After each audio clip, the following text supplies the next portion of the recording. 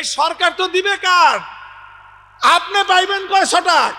আচ্ছা বলেন, আপনাদের জন্য যদি সরকার প্রতি মাসে 10 কেজি করে গম বরাদ্দ দেয়, আপনারা কয় কেজি করে পাইবেন বলে আশাবাদ? বলেন, পাইবেন কিছু?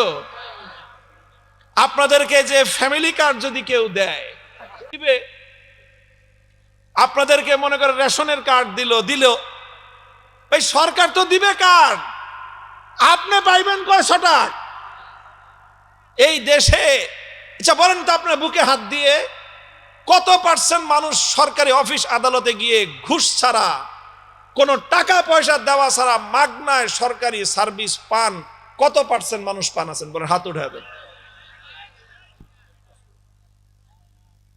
মানুষ না খেয়ে মরে, তারপরে তো মানুষের গম খেয়ে ফেলায়।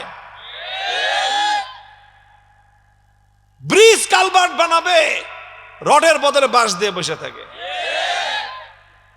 তাইলে এই যদি হয় মানুষের সাথে আচরণ, চিড়িয়াখানার বাঘের সাথে কি করে ওরা? ওর বাঘে তার কইতেও পারে না তুই আমার গোশত মেরে খাইছস। ওই 20 কেজি গোশতে 10 কেজি আগেই যায় গিয়ে চিড়িয়াখানার বাইরেই, ভিতরে যা পাঠায় ওখান থেকে স্টাফ মিস্টাফ যা আছে ওরা গরুর মাংস কিছু আপনার বুনা করে খায়, আর সাল বাকলা কিছু দেয় বাঘেরে খায়, ওই আর কি। তো এই খায়া খুয়ে সারাদিন এরকম চিত্তে শুয়েই থাকে।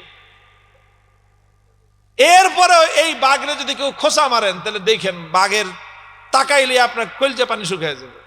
আমাদের মধ্যে আর কোনো বৈষম্য থাকবে না, আমাদের উপর আর কেউ জুলুম নির্যাতন চালাবে না। এটা ছিল বাংলাদেশের মানুষের স্বপ্ন। কিন্তু দুর্ভাগ্যজনকভাবে 54 বছর পর্যন্ত আমরা দেখেছি আমাদের এই দেশ থেকে কিছু মানুষ তারা রাজনৈতিক নেতা হয়ে উঠে, আর সারা দেশের সাধারণ মানুষকে তারা তাদের চাকর মনে করে। এই রাজনৈতিক দুর্বৃত্ত নেতৃবৃন্দ রাজনৈতিক নেতৃত্বের নামে গোটা দেশের সাধারণ মানুষকে তারা নিজেদের চাকর বাকরে পরিণত করে।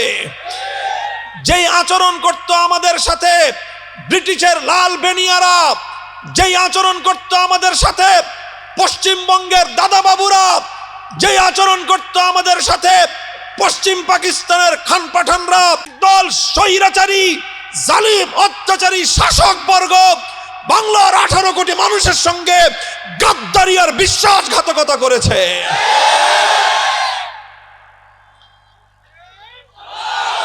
মুহতারাম হাজিরিন, আমি আপনাদেরকে এই জন্যই বলতে চাই, এই যে বাংলাদেশটা গড়ে উঠলো, এই যে বাংলাদেশটা জন্ম নিল, ব্রিটিশকে খেদাইতে হয়েছে, পশ্চিমবঙ্গে দাদাবাবুদেরকে বিতাড়িত করতে হয়েছে, পশ্চিম পাকিস্তানের খান পাঠানদেরকে বিতাড়িত করে তারপরেই বাংলাদেশ হয়েছে। মনে রাখবেন, বাংলাদেশে যদি ইসলাম না থাকে, পশ্চিমবঙ্গ আর পূর্ববঙ্গের মধ্যে কোনো তফাৎ থাকবে না। বাংলাদেশে যদি ইসলাম না থাকে, দিল্লির আধিপত্য বাংলার মাটিতে প্রতিষ্ঠিত হবে, এদেশের মানুষকে দিল্লির গোলামি করতে বাধ্য করা হবে।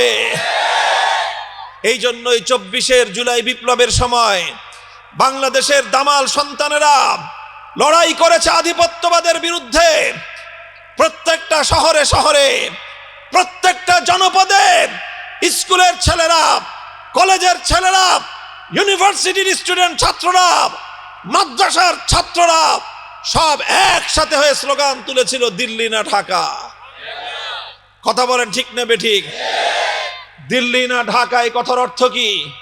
এই কথার অর্থ হলো এই, আমরা দিল্লির দাসত্ব করতে চাই না।